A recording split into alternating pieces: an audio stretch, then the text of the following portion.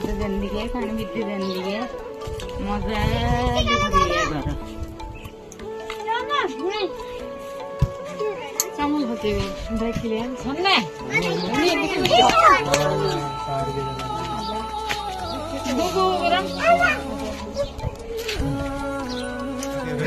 हामी तीर्थयात्राको लागि निस्किसकेका छौँ र हामी महेन्द्रनगरदेखि हरिद्वारसम्मको यात्रामा छौँ भने आज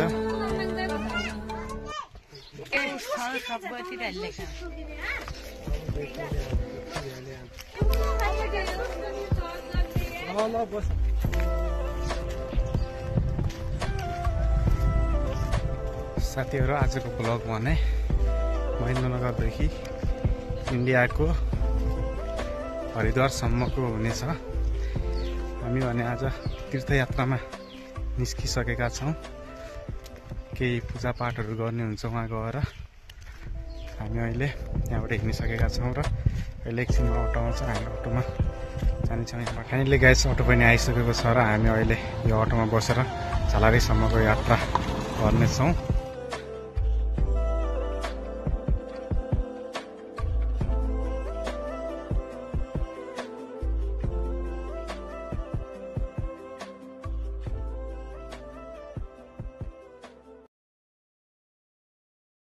साथीहरु यतिखेर भने हामी सुन पसलमा त्यो मूर्ति बनाएको थियौँ र त्यो देखाउन पाएन, हिजो अर्डर गरेको थियौँ।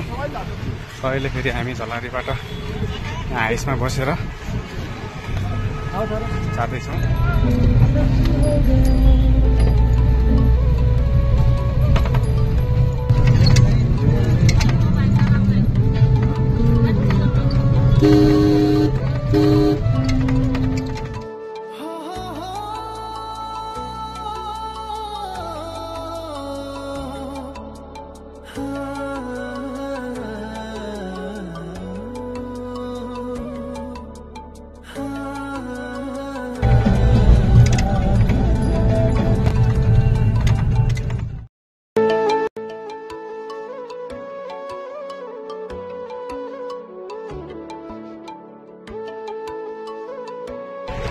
यतिखेर भने हामी महेन्द्रनगर बजार पुगिसकेका छौँ। यहाँबाट अब 10 किलोमिटर अगाडि भने बसागड्डा चौकी पुगिन्छ। त्यहाँबाट फेरि त्यहाँको बसमा जानेछौँ।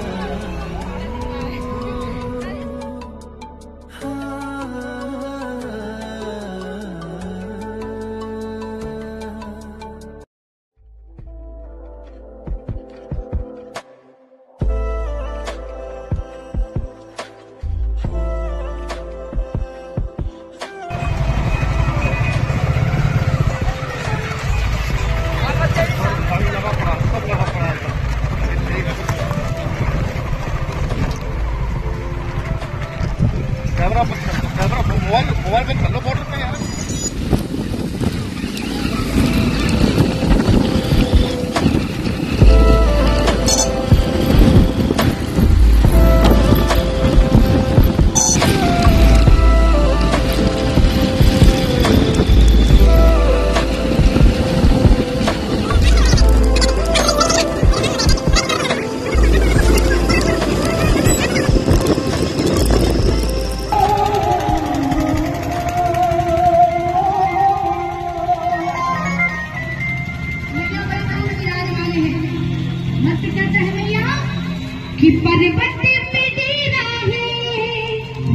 यतिखेर भने रातिको 7 बज्न लागेको छ र यतिखेर हामी त्यो बनबसाको बस स्टपनिर छौँ।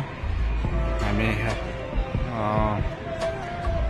हरिद्वारको बसको वेटिङमा छौँ। अहिले हरिद्वारको बस आयो भने फेरि हामी बसमा बसेर फेरि हरिद्वारसम्मको यात्रा गर्नेछौँ। यतिखेर भने हामी हरिद्वारको बसमा बसिसकेका छौँ र यो बस डिपो हरिद्वारसम्म हामी यही बसमा जान्छौँ। अब यहाँनिर देख्नुहुन्छ सुनसान रातको 5 साढे 5 बजेको छ अहिले। यतिखेर भने हामी आधी बाटोमा छौँ र यो बाटोमा चिया नास्ता भनेर यहाँ गाडी रोकेको छ। यहाँबाट हरिद्वार अझै पनि 1-1.5 घण्टा जति लाग्ने र 70-80 किलोमिटर बाँकी छ। रातिको समयमा हाम्रो गाडी बिग्रेर हामी यो गाडीमा सिफ्ट भएर अहिले हामी यो अर्को गाडीमा बसेर अहिले यहाँ एउटा सानो होटल छ ढाबामा चिया नास्ता भनेर यहाँ रोकेको छ। अब एकछिनपछि यहाँबाट पनि हिँड्नेछौँ हामी।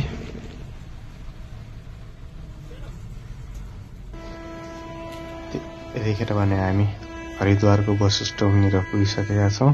अहिले बिहानको 6:30 बजेको छ र हामीहरू यहाँबाट बसबाट उत्रिसकेका छौँ र अब हामी भने त्यो हरिद्वारको पूजापाठ गर्ने ठाउँमा जानेछौँ र त्यहाँ गएर यतिखेर भने हामी हरिद्वारमा पुगिसकेका छौँ। अब हामी जाँदैछौँ, हिँड्दै चिसो पनि धेरै छ, यहाँ चिसो पनि लास्टै छ।